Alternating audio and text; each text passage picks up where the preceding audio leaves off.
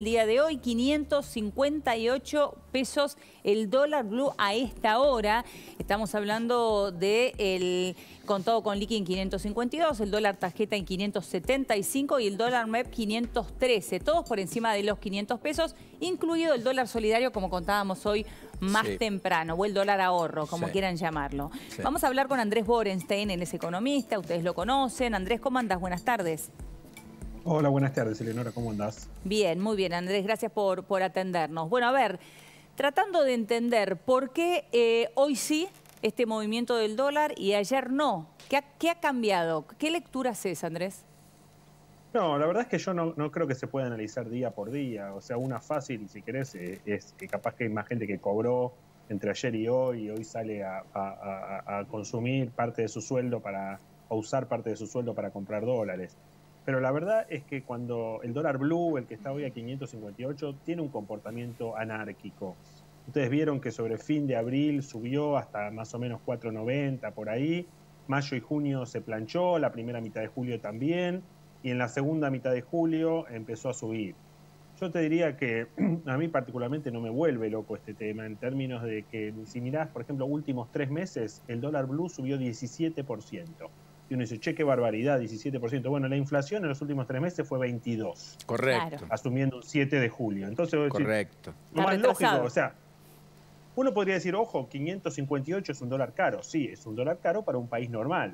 El país no es normal, la Argentina, no estamos en una situación de normalidad. Entonces, si vos me decís, mira, la Argentina ya hizo un plan de estabilización, no va a tener más déficit fiscal o va a tener un déficit muy pequeño, bueno, entonces yo te diría 558, qué locura. En estas circunstancias, me parece que es un valor razonable. Puede ir mañana bajar a 540 y va a estar bien, puede mañana subir a 570 y va a estar bien. En los parámetros de los que estamos hablando, con una inflación que va a un ritmo de alrededor de 7% mensual. Sí, en un ratito, Andrés, me voy a meter un poquito de lleno en ese tema y seguramente vamos a compartir muchas de las cosas que tenía pensado contarles, pero ayúdame a comprender esto. En 550 parecería empezar a encontrarse ya no el techo, sino el piso. Contado con liquidación, dólar blue, dólar tarjeta en 575, camino a los 600. Parecería que la barrera psicológica de los 600 está ahí a la vuelta de la esquina. Pensando que la de 500, que era la psicológica hasta hace 2 semanas, ya la pasamos. ¿Esa es la inercia con la que vos imaginás los próximos meses? Porque el plan de estabilización llega inexorablemente con el próximo gobierno y eso es 5 meses vista. Bueno, acá pueden influir los resultados de las PASO. Por ejemplo, dejemos pensar, si no pasa nada, nosotros los economistas pensamos que en agosto la inflación va a acelerarse por lo menos al 8%, hay algunos que dicen 9%. Entonces, si al 558 de hoy vos le sumás 8 o 9%, ya estás arriba de los 600. Así que los 600 como tal de acá a 30 días no me asustan. Ahora, pensemos que las PASO puede generar algo. Sí. Suponete que en las PASO a la oposición le vaya muy bien. Bueno, entonces en ese caso quizás la brecha se vaya achicando, esa brecha que hoy está del 100% entre lo que vale el dólar oficial y lo que vale el blue o el contado con liqui.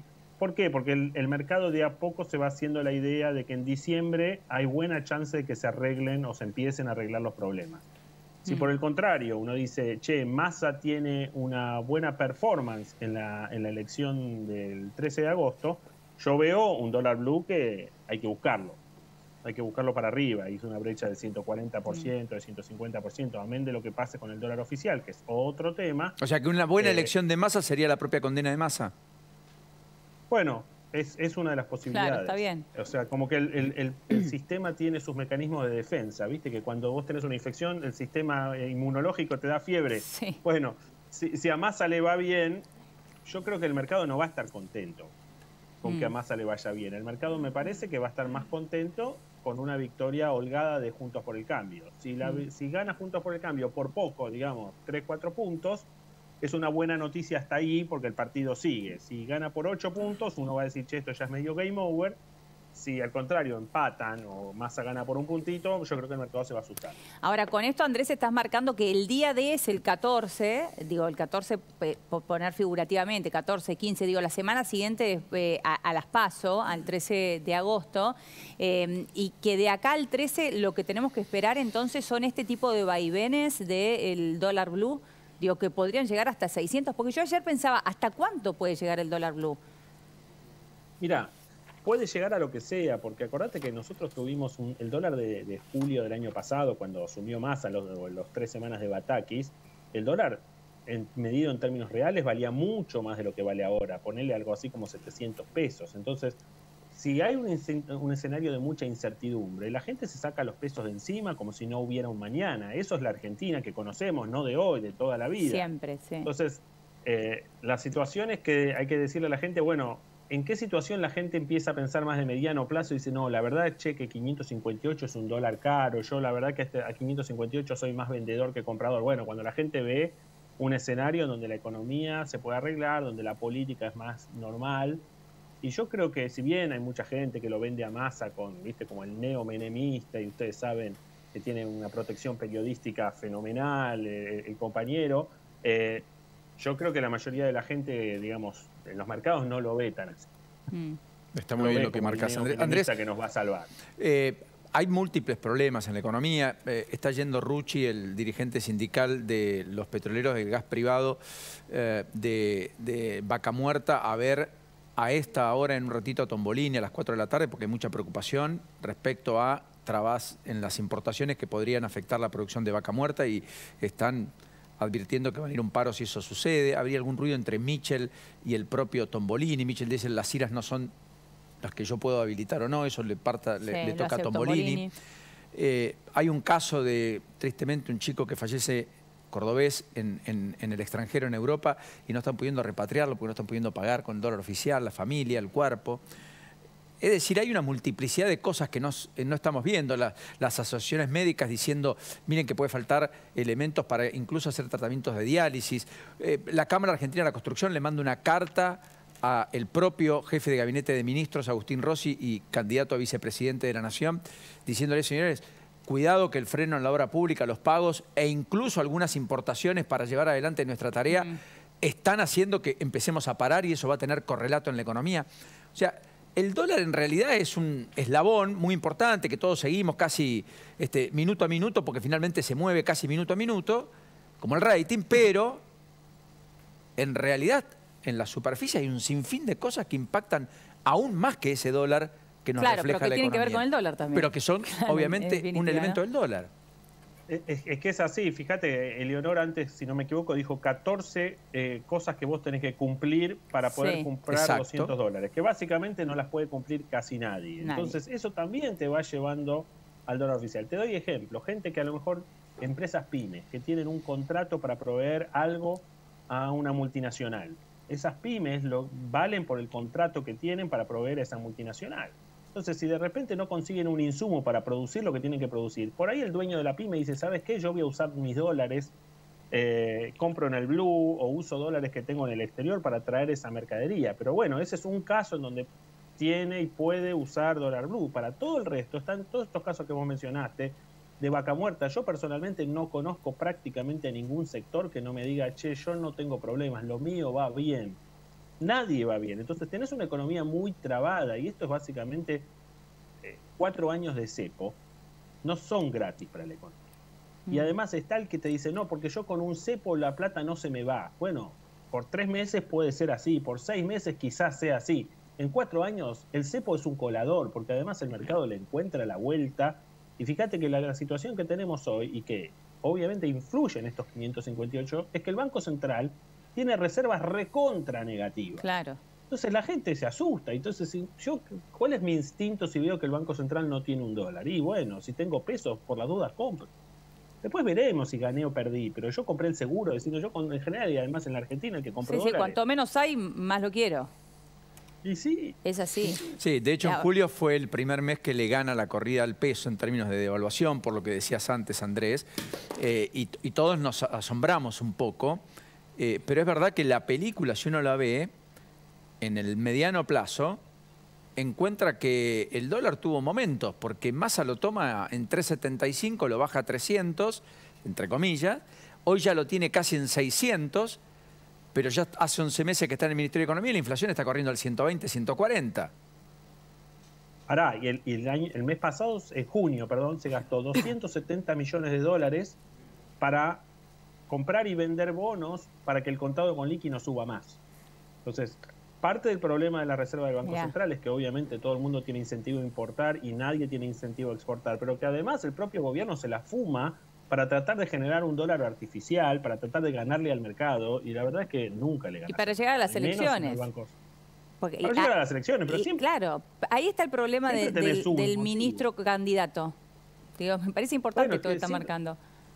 Siempre tenés un motivo, que ahora lo tenemos claro, porque en 10 días son las PASO y en 3 meses las generales, lo que sea. Lo que pasa es que en agosto y en el año 2022, ¿por qué no hicieron un plan integral? Si ahí no tenían elecciones. Yo creo que ese fue un error gigantesco del ministro candidato, porque si hace un año y pico hubiese hecho un plan de estabilización, no sabemos cómo hubiese salido, no sabemos si tenía el equipo, no sabemos si políticamente Cristina lo hubiese dejado, pero por lo menos si lo hubiese intentado, quizás hoy estaríamos mejor.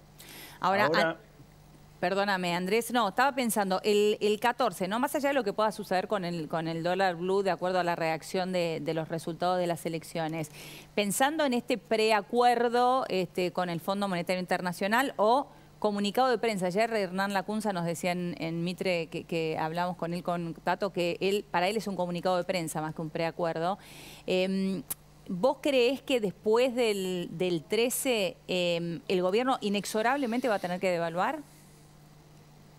No sé si inexorablemente va a tener que devaluar. Lo que sí es una de las posibilidades. Vos viste que los comunicados de prensa del Fondo Monetario, y estoy de acuerdo con Hernán en esto, no hay que leerlos así, hay que leerlos entre líneas.